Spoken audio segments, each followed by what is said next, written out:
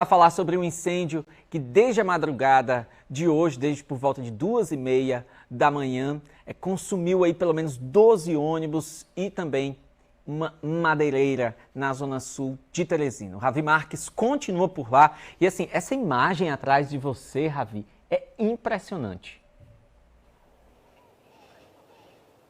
Chocante, viu, Felipe? Como você disse, são 12 ônibus que foram completamente consumidos pelo fogo. E olha só essa outra imagem aqui. Olha aquela árvore, ela é bastante alta. Ela foi completamente também atingida pelo fogo. Ela está ali numa situação, infelizmente, triste, né? A árvore que foi completamente destruída. Mas olha só, Jairo, mostra aqui para o pessoal que está assistindo aqui o Bom Dia Piauí. Nós estamos aqui com a autorização do Corpo de Bombeiros e também com o pessoal aqui da garagem. Olha a destruição desses veículos. Agora há pouco, a nossa produção entrou em contato com o secretário municipal de Educação. Ele informou que pelo menos 2.000 alunos da rede municipal de ensino estão sendo impactados de forma direta ou indireta. Mas esse número está sendo contabilizado pela SEMEC, que é a Secretaria Municipal de Educação. Aí a gente está avançando mais aqui no meio dos ônibus para mostrar que ainda tem fumaça nos galhos da árvore. Também, olha, o Jairo vai voltar a imagem para você ver ali a fumaça, porque tudo isso aqui estava com fogo, gente, o que assustou muito os moradores aqui da rua ao lado e também de outros comerciantes. Eu conversei agora há pouco com o pai do empresário, que é o dono desses ônibus. Ele disse que, claro, está todo mundo triste, né? O empresário, a família desse empresário. E esses ônibus fazem parte de uma única empresa. Essa empresa atende a rede municipal, né?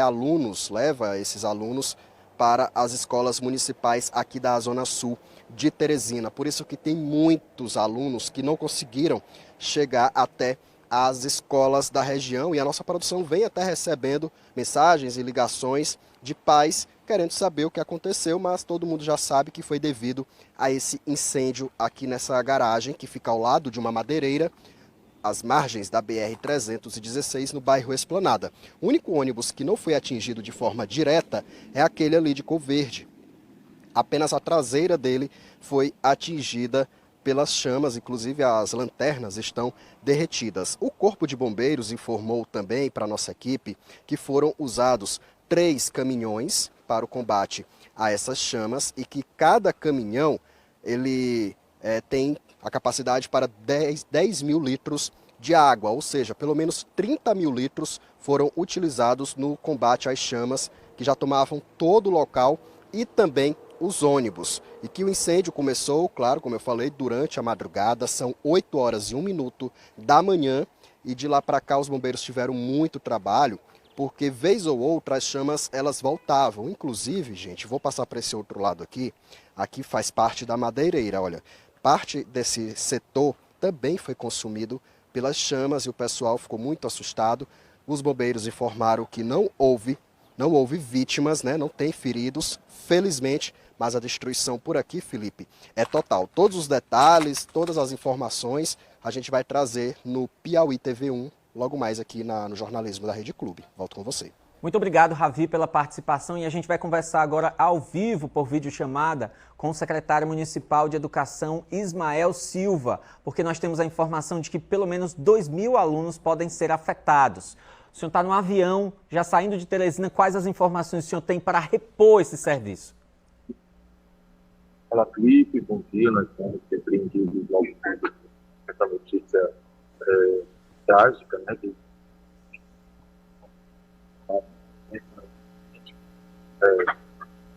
Gigante, de fato, escolas da Zona Sul de Teresina acabaram sendo prejudicadas, porque a empresa que presta serviço na região de Teresina foi quem teve a produção atingida por esse incêndio, e nós tivemos aí aproximadamente 2.000 alunos. Então, nós não conseguimos, né? A empresa não conseguiu substituir esse transporte, afinal, já se depassou da manhã com toda essa problemática, e nós tivemos que suspender as aulas no início da manhã. Mas nós estamos trabalhando para reverter esses ciclos da tarde, porque temos que fazer uma viagem de formação de gestores das capitais, secretários de educação, mas a nossa equipe técnica está toda acompanhando e eu estou acompanhando daqui também. Então, fazendo um trabalho para ver se a gente consegue inverter esse quadro pelo menos no turno da tarde, levando em consideração que as escolas atingidas na Teresina não são escolas, em regra, de tempo integral. Então, teriam aulas no turno da tarde. Então, a gente está trabalhando para ver se a gente consegue essa alternativa e garantir a prestação de serviço de transporte escolar no turno da tarde.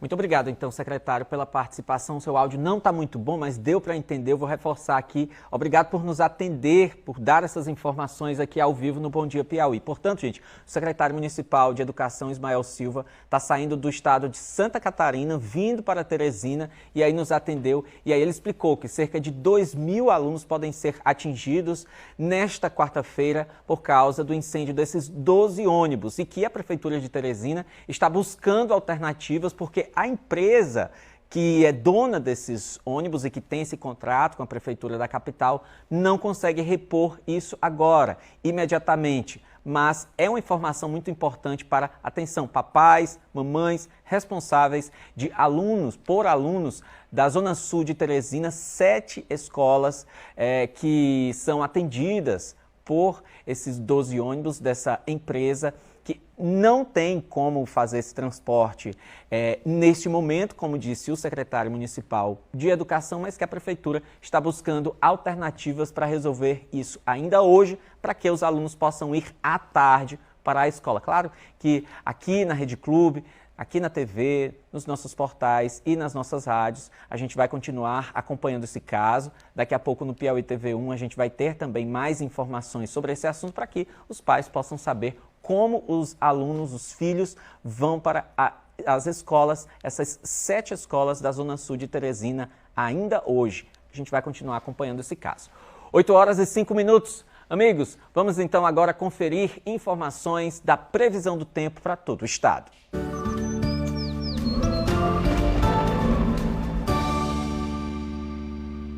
Viviana Cruz, bom dia. Muito bom dia, Felipe. Uma ótima quarta-feira a todos nós. Felipe, céu com bastante nuvens agora pela manhã. Você até nos bastidores me perguntou, vai chover, Viviana? Vai ter aquela chuvinha aqui na capital?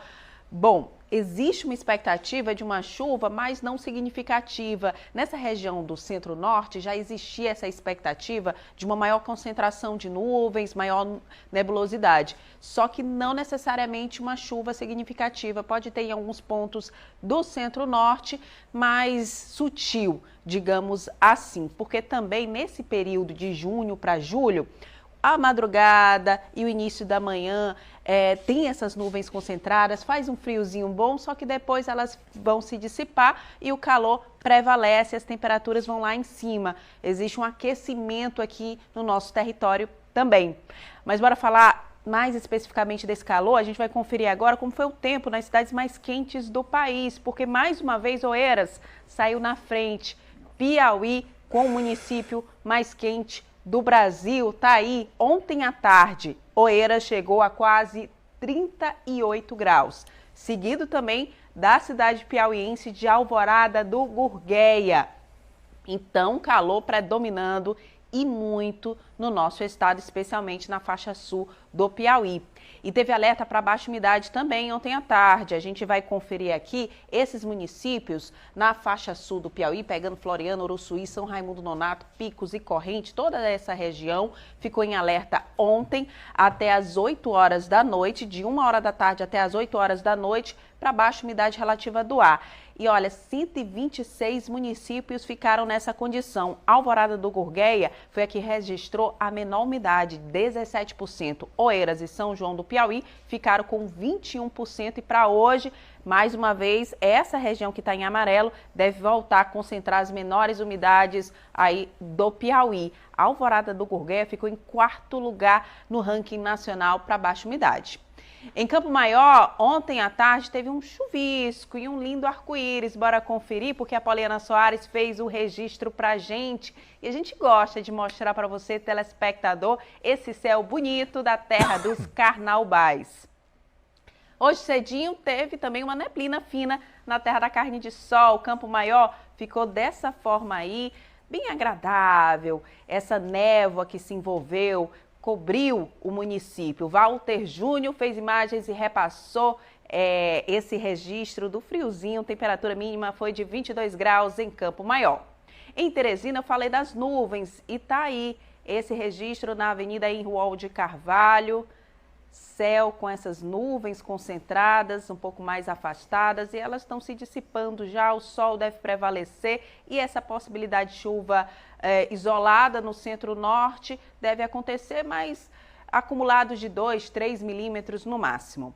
E a previsão é de sol com muitas nuvens agora pela manhã e pode ter uma chuva fraca no centro-norte, mas o calor prevalece em todo o estado. A umidade do ar fica abaixo dos 30% em parte do sul piauiense. Embora mostrar aqui a previsão para alguns municípios, separei esses 3. Começar aqui mostrar aquela outra, né, da previsão do tempo, aqui das maiores temperaturas a gente já mostrou. Agora a gente quer mostrar a previsão para os municípios. Por exemplo, Teresina, como é que deve ficar?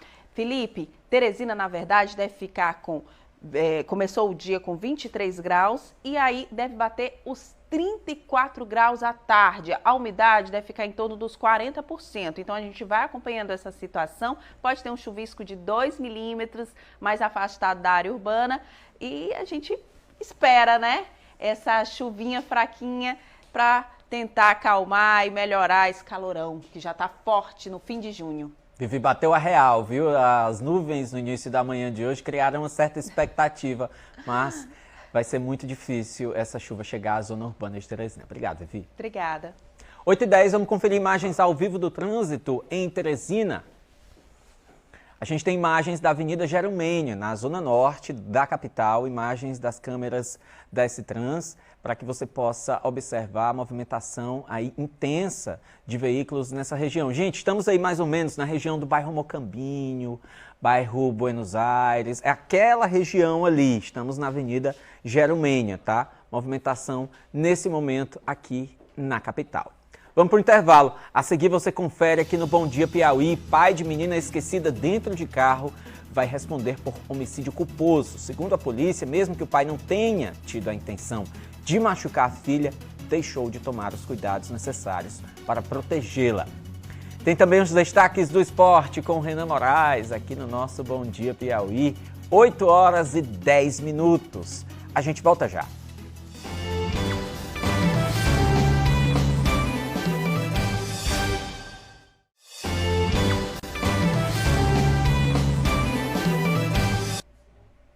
(8h13) 8h13, estamos de volta. O Conselho Municipal dos Direitos da Criança e do Adolescente de Teresina vai tratar daqui a pouco, durante a reunião, sobre a morte de uma criança de 12 anos atropelada por um trator no aterro sanitário de Teresina na madrugada do último domingo. A gente já vem, Josiane Souza, falando sobre vários aspectos relacionados à morte dessa criança, que é que vai ser tratado e que pode ser definido, digamos assim, nessa reunião. Felipe, bom dia novamente a você, bom dia a todos. A gente vai entender a partir de agora nessa entrevista, porque afinal de contas, Felipe, é preciso que algo seja feito para que outras crianças não percam a vida, tanto lá no lixão, como também em tantos outros locais que elas estejam aí realizando o trabalho infantil. A gente vai conversar a partir de agora com o Dejan Moreira, ele que é presidente do Conselho Municipal dos Direitos da Criança e do Adolescente aqui em Teresina. Dejan, é uma reunião que acontece daqui a pouquinho, inclusive às 8h30 da manhã, para tratar desse tema, porque é importante vocês realizarem, então, essa reunião extraordinária, não é isso? Bom dia, seja bem-vindo. Bom dia, Josiane Souza, bom dia, Felipe, e a cada telespectador do Bom Dia Piauí. Primeiro dizer que o Conselho Municipal dos Direitos da Criança e do Adolescente tem essa atribuição de monitorar, né, de deliberar sobre a política pública da criança, monitorar e fiscalizar. E o Estatuto da Criança e do Adolescente e a Constituição Federal diz que é dever da família, da comunidade, da sociedade assegurar os direitos da criança e do adolescente, a vida, a saúde e outros direitos com absoluta prioridade. Ora, se a sociedade, e o Conselho integra a sociedade, ela tem essa responsabilidade, então nós temos que admitir a culpa, também a parcela de culpa na morte desse adolescente. A sociedade a maioria, boa parte dela, é conivente com o trabalho infantil. Então, a reunião de hoje é para fazer essa reflexão, mas mais do que fazer reflexão, apontar caminhos. Então, vamos sugerir ao colegiado que nós temos que atuar em dois aspectos, duas questões. Uma é a questão coletiva, né? Saber da Prefeitura Municipal de Teresina, Sencasp, ETURB, SDU, o que for lá na região, quais os equipamentos lá na região, por exemplo, tem de presença para coibir o trabalho infantil de qualquer forma. A outra questão, também coletiva, é a responsabilização que esta família tem que ser indenizada pela morte do adolescente. Essa é a questão. E, em relação ao Conselho, nós estamos com um plano de enfrentamento ao trabalho infantil vencido, mais de 10 anos, e nós vamos também enfrentar, inclusive já aprovamos uma resolução para atualizar esse plano, que compete à Sencasp e que depois a gente aprova. E a questão individual, aí é no outro aspecto individual, e aí é a segurança pública que vai dizer se o tratorista, né, houve aí homicídio culposo. Porque saber se houve negligência ou imperícia. Então, assim, nós estamos falando de uma vida, né, de um adolescente que teve sua vida interrompida, os seus sonhos, a sua vida. Então, não pode ficar, nós não podemos banalizar a vida desse adolescente, desse menino ou de qualquer outro. Presidente, inclusive, depois dessa reunião, que acontece logo mais às 8h30, com a participação de todo o colegiado, vocês devem também ir até a região, lá do Dagmar Maza, ali na região do aterro sanitário.